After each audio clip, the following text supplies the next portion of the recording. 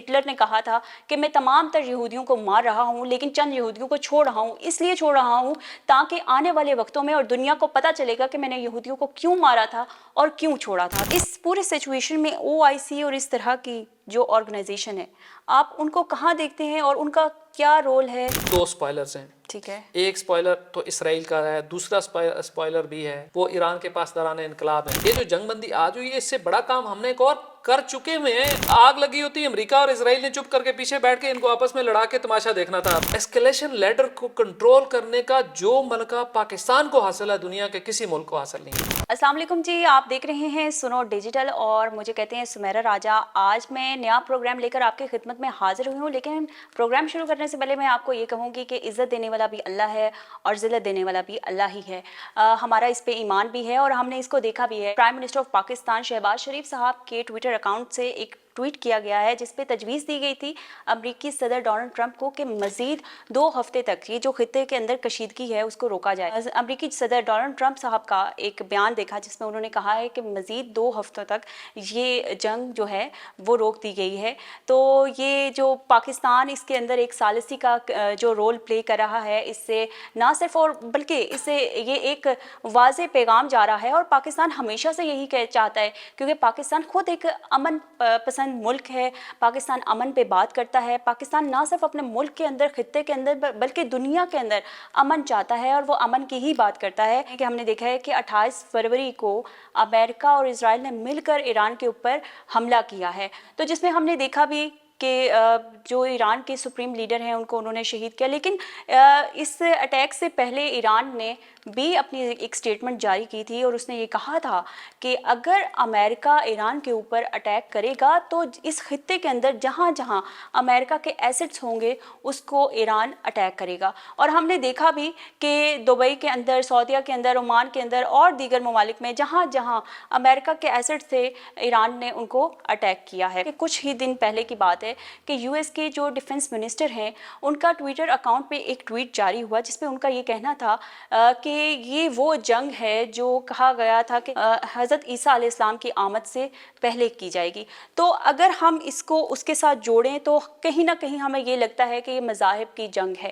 اور اس سے پہلے اگر ہم تھوڑی سی اور ہسٹری میں جائیں تو ہم نے یہ بھی دیکھا ہے کہ پہلے صلیبیوں کی جنگ ہوا کرتی تھی، اور آپ لوگوں کو یہ بھی معلوم ہے کہ کرسچنز، عیسائی اور یہودی دشمن ہوا کرتے تھے۔ اور اس کی جو واضح مثال ہے وہ یہ ہے کہ ہٹلر نے کہا تھا کہ میں تمام تر یہودیوں کو مار رہا ہوں لیکن چند یہودیوں کو چھوڑ رہا ہوں، اس لیے چھوڑ رہا ہوں تاکہ آنے والے وقتوں میں اور دنیا کو پتہ چلے گا کہ میں نے یہودیوں کو کیوں مارا تھا اور کیوں چھوڑا تھا۔ تو آج ہم اس چیز کو دیکھ بھی رہے ہیں، اور جو ہمارے خطے کی کشیدگی ہے، اس میں جو صورتحال ہے، اس میں پاکستان ایک بہترین رول پلے کر رہا ہے۔ اور اسی تمام تر موضوع پہ بات کرنے کے لیے آج میرے ساتھ پکس کے ڈائریکٹر مینیجر عبداللہ خان صاحب موجود ہیں۔ آج ہم ان سے تمام تر جتنی بھی گفتگو ہے کریں گے، ان سے سوالات پوچھیں گے جو ہمارے ہیں، جو آپ کے ہیں۔ سر، آپ کا بہت شکریہ کہ آپ نے ہمیں ٹائم دیا، اور آپ سے آج ہم یہ پوچھیں گے خاص طور پر، سب سے پہلے تو آپ مجھے یہ بات بتائیں کہ ابھی میں نے گفتگو کی، آپ نے سنی بھی، سر اب یہ خطے کی جو صورتحال ہے آپ اس کو کس طرح سے دیکھ رہے ہیں کہ اب آئندہ آنے والے وقتوں میں کیا ہوگا؟ کیونکہ اب تو یہ 2 ہفتوں کے لیے جنگ رک گئی ہے، کیا آگے اس پہ کوئی مذاکرات ہوں گے، یا یہ جنگ بندی اسی طرح ایکسٹینڈ کرتے جائیں گے، یا پھر کوئی مزید کشیدگی بڑھے گی؟ سب سے پہلے تو بہت شکریہ مجھے اپنے چینل پہ بلانے کا۔ دیکھیے، سب سے پہلی بات تو یہ ہے کہ یہ جو جنگ بندی ہوئی ہے، یہ اس کے اوپر پہلے ہم تھوڑا سا بات کرتے ہیں۔ جی میں نے اپنی زندگی میں کبھی یہ تصور نہیں کیا تھا کہ ہمارے ملک کا کوئی پرائم منسٹر ایک ٹویٹ کرے گا اور دنیا بھر میں سٹاک مارکیٹ بہتر ہو جائے گی، دنیا بھر میں تیل کی قیمتیں یکدم گر جائیں گی، بالکل 9% چند گھنٹوں کے اندر جو ہے نا وہ یہ کروڈ آئل کی اور برینٹ آئل کی جو پرائسز جو ہے نا وہ گری ہیں۔ مطلب یہ میں نے کبھی نہیں تصور کیا تھا، اور میں سمجھتا ہوں بحیثیت پاکستانی میرے لیے ایک بہت قابل فخر یہ رات تھی۔ آپ کا سوال کی طرف آتا ہوں کہ خطہ آگے کس طرف جا رہا ہے، یا کیا کیسے اس کی آؤٹ لک کیا ہوگی۔ دیکھیں، سب سے پہلی بات تو یہ ہے کہ اس میں دیکھنا یہ ہے کہ سپوائلرز جو ہے نا ان پہ نظر رکھنی پڑے گی۔ سپوائلرز میں 2 سپوائلرز ہیں، ٹھیک ہے، ایک سپوائلر تو اسرائیل کا ہے، دوسرا سپوائلر بھی ہے اور وہ آپ حیران رہ جائیں گے وہ کون اسپوائلر ہے. وہ ایران کے پاسداران انقلاب ہیں جنہوں نے کل جو ہے نا وہ جس وقت پاکستان اپنی کوششیں عروج پہ پہنچا تھا انہوں نے سعودی عرب کی تیل کی تنصیبات پہ جو بیل پہ حملے کر دیا, جس کے اوپر کل ہماری کور کمانڈرز کی کانفرنس میں تشویش کا اظہار کیا گیا اور اس کو جو ہے نا وہ امن کی کوششوں کے پر حملے کے مترادف قرار دیا گیا. یہ جو پاسداران انقلاب نے کیا سعودی عرب کی سویلین تنصیبات کے اوپر جو ہے نا وہ جو انہوں نے حملہ کیا, اور وہ پوری ایک کوشش تھی. اچھا اس کو میں کیسے کہتا ہوں کیوں, ذرا غور کیجئے گا. انہی پاسداران انقلاب کے اندر اسرائیل کے اتنے ایجنٹ موجود ہیں جنہوں نے مخبریاں کی اسرائیل کے اندر, ایران کے اندر اسماعیل ہنیہ شہید کیے گئے کہ نہیں کیے گئے, ایران کے اندر بڑے بڑے ایران کے اپنے سائنسدان شہید کیے گئے کہ نہیں کیے گئے, بڑے بڑے لیڈر شہید کیے گئے کہ نہیں. خامنئی صاحب کی کہتے ہیں کہ ڈیڈ باڈی کی تصویر اسرائیلیوں کو کس نے بھیجی. اس پاسداران انقلاب کے اندر جتنی جو رسائی ہے, جتنا نفوذ ہے, جتنی جو ہے نا وہ اسرائیلی ایجنٹ موجود ہیں, ان سے بھی ہمیں بہت بڑا خطرہ ہے. جس طرح انہوں نے پورا سپوائل کرنے کی کوشش کی کہ دیکھیں ہم کوشش کر رہے ہیں کہ ایران اور امریکہ کے درمیان جنگ بندی ہو, تو پکڑ کے آپ نے جو ہے نا وہ گھسیٹنے کی کوشش کی اس کو سعودی عرب کو. اسی طرح ان پاسداران انقلاب نے اس پوری جنگ کے دوران پوری کوشش کی کہ بھی یو اے بھی اس میں آئے, قطر بھی آئے, ساری مڈل ایسٹ آئے. بالکل اس طرف آپ اسی سوال کی طرف میں آ رہی ہوں. اب جہاں پہ ہم نے بات کی ہے کہ قطر, عمان, سعودیہ, یہ تمام تر جتنی بھی ہم نے دیکھا صورتحال جو پچھلے 1-1.5 مہینے سے چل رہی ہے, اچھا وہاں پہ پاکستان, نہ صرف پاکستان بلکہ تمام مسلم ممالک کے لیے OIC بنائی گئی تھی جس کے 57 مسلم ممالک ممبر ہیں.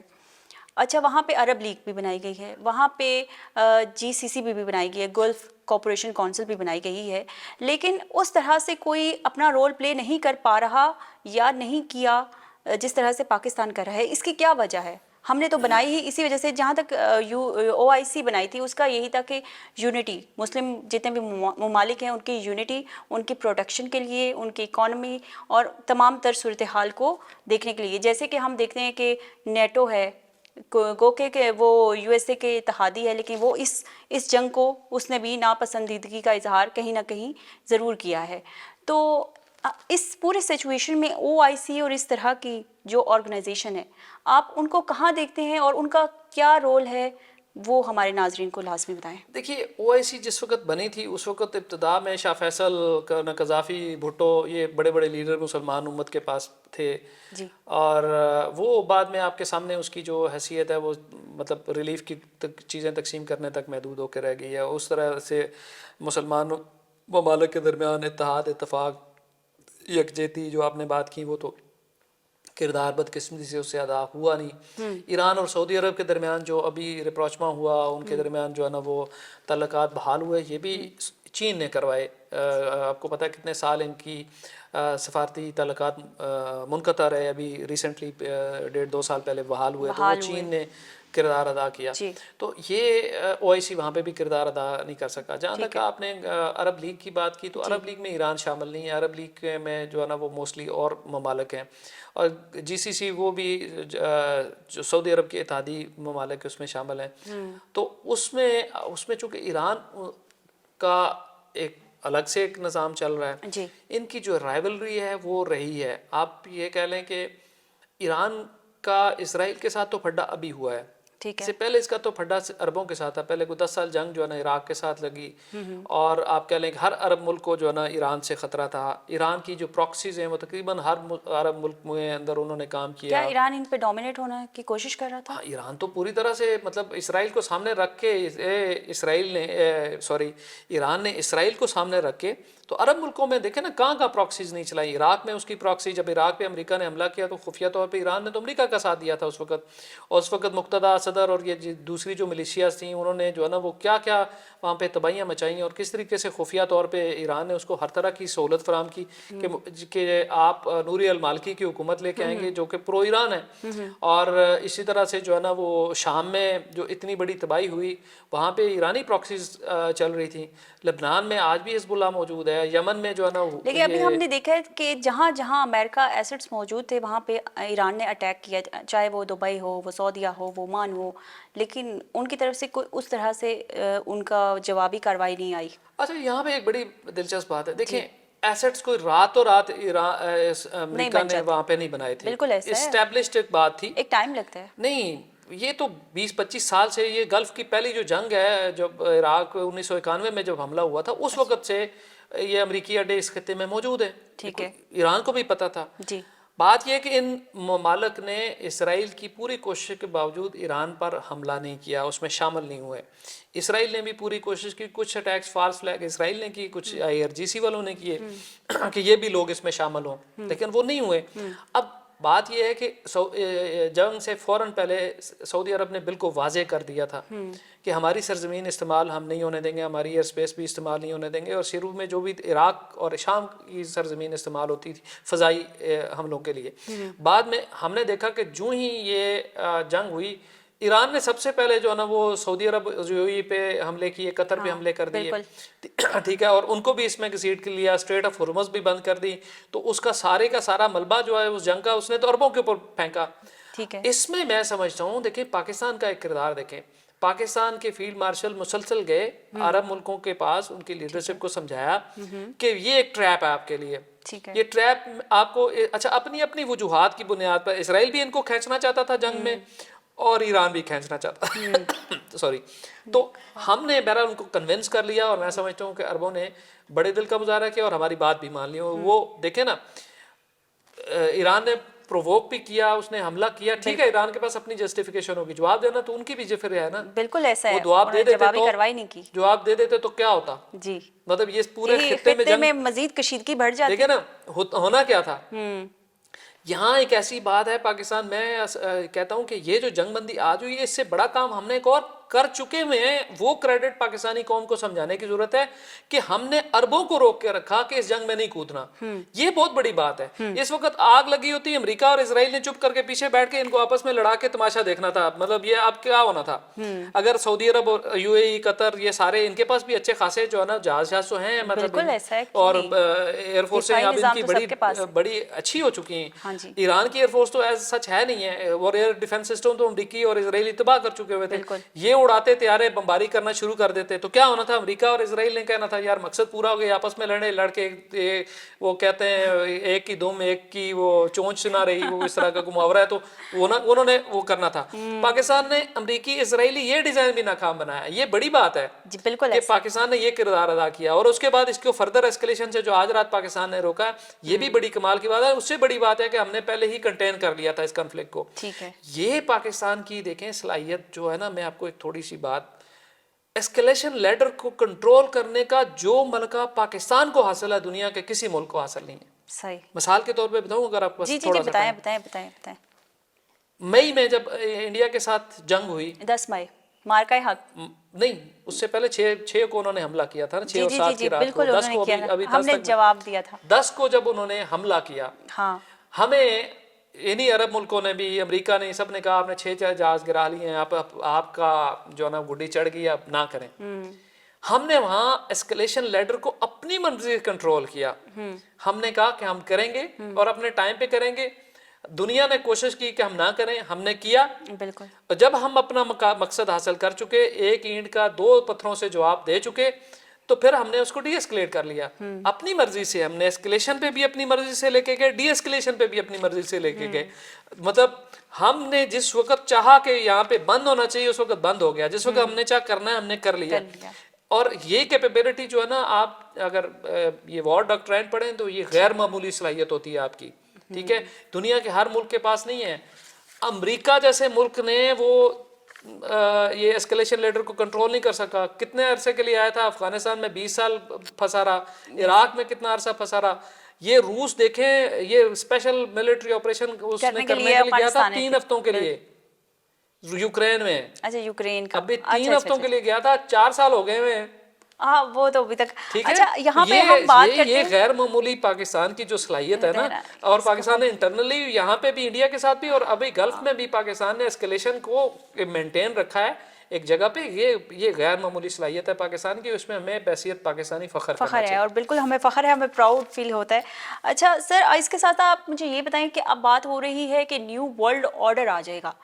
اب جہاں تک ہم کہتے ہیں کہ سپر پاور ہے امریکہ, اور اس کے علاوہ ہم کہیں تو 2 قوتیں ہیں بڑی, چائنا اور رشیا. اب تک اس تمام کشیدگی کے اندر ہم گو کہ ہم کہیں نہ کہیں ان کے اسٹیٹمنٹ تو ضرور دیکھتے ہوں گے، لیکن اس طرح ہم نے ان کو سٹینڈ لیتے ہوئے نہیں دیکھا. تو بغیر کسی دوسری قوت کے، کیونکہ ہمیں یو ایس اے تو واضح طور پر نظر آ رہا ہے نا اس نے اٹیک کیے، بغیر کسی کے اس طرح ہم کس طرح کہیں گے کہ نیا ورلڈ آرڈر آ جائے گا کسی دوسری قوت کے؟ دیکھیں ایک چیز بتائیں، ہاں جی. چین تھا یہاں پہ، روس تھا، فرانس تھا، برطانیہ تھا، یہ سارے ویٹو پاور ہے نا. جنگ بندی کس نے کرائی؟ پاکستان نے. تو حق پاکستان کا بھی بنتا ہے نا، ویٹو پاور پاکستان کے پاس بھی ہونے چاہیے کہ وہ کام تیسری جنگ عظیم کو روکنا یہ پاکستان نے کیا ہے نا. تو اب تو پاکستان کا حق بنتا ہے، میرا خیال ہے اس پہ ہمیں ایڈوکیسی کرنی چاہیے کہ ہم ڈیزرو کرتے ہیں کہ یو این سیکیورٹی کونسل. پہلے تو ہمارا پرنسپل سٹانس تو یہ اس کو ریسٹرکچر کرنا چاہیے، یہ کیا ویٹو بنائے ہوئے وہ یہ چیزیں بنائی ہوئی ہیں مطلب. لیکن اگر آپ نے نہیں کرنا تو اس وقت دنیا میں واحد ملک پاکستان ہے جس کے یہ کریڈینشل پورے ہوتے ہیں کہ ہمیں ویٹو پاور دیں. ٹھیک ہے، ہم جو ہے نا وہ اس مسئلے کو صحیح طریقے سے جو ہے ہم حل کر سکتے ہیں. تو کیا نیا ورلڈ آرڈر کیا ہوگا؟ دیکھیں ورلڈ آرڈر میں سب سے پہلے تو ہمیں ایک ویٹو پاور دینا. ٹھیک ہے، دیکھیں اس وقت ہم ایٹ پار ہیں، بلکہ بہتر ہم نے روس اور چین سے بہتر پرفارم کیا ہے. وہ یہ کام نہیں کر سکتے جو ہم نے کیا. ہم نے پہلے گراؤنڈ ہموار کیا، پھر چین کو بھی کہا کہ آپ بھی آ جاؤ، روس کو بھی کہا، چین نے پھر اپنا کردار ادا کیا، ایران کے ساتھ انہوں نے بھی بات چیت کی. لیکن بنیادی طور پہ تو ہم نے کیا. ایک تو ورلڈ آرڈر یہ. دوسری بات یہ ہے کہ امریکہ اپنی جو کریڈیبلٹی ہے وہ کھو چکا ہے. ایران نے نو ڈاؤٹ بہت اچھے طریقے سے ان کو فائٹ بیک کیا ہے. ٹھیک ہے، اور اس کی وجہ سے امریکہ کی جو کریڈیبلٹی ہے جنگی وہ کافی حد تک متاثر ہوئی ہے. ٹھیک ہے، ان کا جو ایئر ڈیفنس سسٹم ہے اسرائیل میں وہ بری طرح سے ناکام ہوا. عرب ملکوں میں بھی جو انہوں نے بیٹریز لگائی ہوئی تھی وہ ناکام ہوئی. خود امریکہ کے بحری بیڑے جو ہے نا وہ نہیں کھول سکے. پوری کوشش کے باوجود اگر ایران نے اسٹریٹ آف ہرمز براق کر دیا تو وہ نہیں کھول پائے. تو اس وقت جو ہے نا وہ دنیا ایسی اب نہیں رہی ہے اس جنگ کے بعد جو پہلے تھی. یہ ورلڈ آرڈر چینج ہو چکا ہوا ہے. ٹھیک ہے، امریکہ جو سول سپر پاور کا نعرہ لگاتا تھا اب وہ سول سپر پاور نہیں رہا. ایک جنگ کر کے اس نے وہ جو اٹھی ہوئی لاٹھی تھی وہ مار کے توڑ دی ہوئی ہے. اب جو ہے نا وہ دنیا آٹومیٹکلی ایک ملٹی پولر ورلڈ آرڈر کی طرف جو آلریڈی جا رہی تھی اکنامیکلی، اب ملیٹریلی بھی دنیا جو ہے نا اس طرف جائے گی.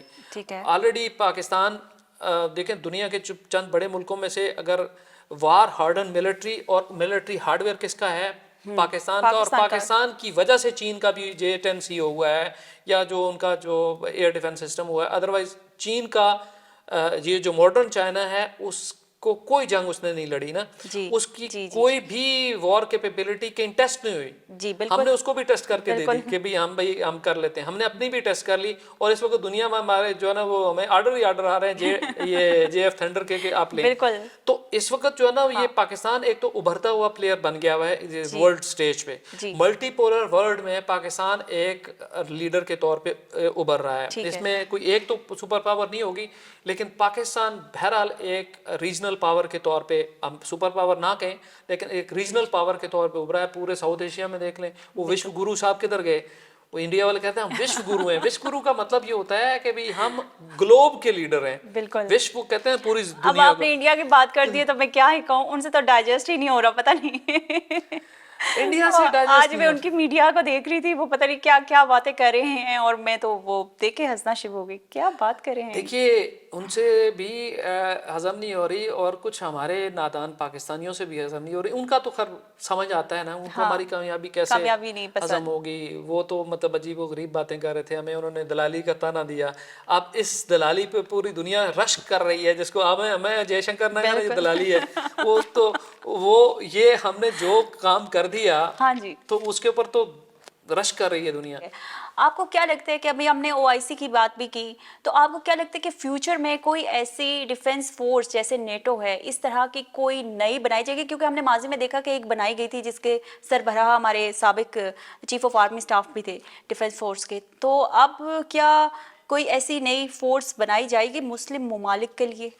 اچھا جو پہلی فورس بنی تھی وہ میں تھوڑا سا آپ کو واضح کر دوں، وہ تھی کاؤنٹر ٹیررزم فورس تھی، اور ابھی بھی ہے، اور رائی شریف اس کے چیف کمانڈر ابھی بھی موجود ہیں. اچھا وہ ٹھیک ہے. دنیا کے تقریباً 43 اسلامی ملک اس میں وہ جوائن کر چکے ہیں. وہ کاؤنٹر ٹیررزم کی ہے کیونکہ مسلمان ملکوں کو دہشت گردی کے خطرے کا سب سے زیادہ سامنا ہے. یہ جنگی کیفیت تو بھی بنی ہے نا، لیکن پاکستان میں ٹیررزم ہو رہا ہے، وہاں میں TTP کا خطرہ ہے، ایران میں جو ہے نا وہ جند اللہ BLA کا ہے، BLF کا ہے، اور اس طرح کے بہت ساری پاکستان پراکسیز میں ہیں ہے. اس طرح سے آپ کہہ لیں کہ یمن میں ہیں، اور اسی طرح سے صومالیہ میں ہیں، لیبیا میں ہیں، جگہ جگہ مسلمانوں کو دہشت گردی کا سامنا ہے، مسلم ممالک کو. وہ تو اس کے لیے تھا، وہ کوئی مسلم نیٹو ٹائپ اس طرح کا کوئی جوائنٹ ڈیفنس پیکٹ نہیں تھا.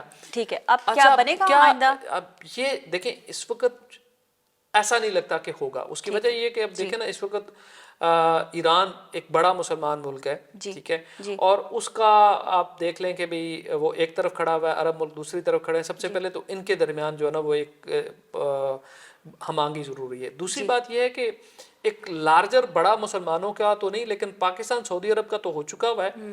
اس میں ترکی اور مصر بھی شاید جو ہے نا وہ جلدی آ جائیں. ہو سکتا ہے یہ 4 ملکوں کا کم از کم ڈیفنس پیکٹ ہوگا. اگر سارے 57 مسلمان ملکوں پر نظر ڈالیں تو ملیٹریلی آپ کو یہی 4 ملک جو ہے نا وہ سب سے زیادہ اسٹرانگ نظر ہے. سب سے پہلے پاکستان ہے، اس کے بعد مصر ہے، اور ترکی ہے، اور سعودی عرب ہے. تو فیوچر میں جا کے کچھ ہو سکتا ہے کہ یہ ابتدا ہو جن 4 ملکوں سے، اور پھر آگے چل کے اگر ایران کے ساتھ یہ مسائل حل ہو گئے اور وہاں پہ فرقہ وارانہ قسم کی حکومت جو ہے نا وہ اگر وہ پیچھے ہٹ گئی، وہاں پہ بھی اگر انہوں نے ایک آل انکلوسیو قسم کی حکومت آ گئی تو شاید ایران بھی اس میں شامل ہو جائے. تو فیوچر ہمارا اس خطے کا ایسا ہو سکتا ہے انشاءاللہ. تو امید ہے کہ ہمارے ناظرین کو آج کا پروگرام اچھا لگا ہوگا. اپنا فیڈ بیک لازمی دیجیے گا. اللہ حافظ.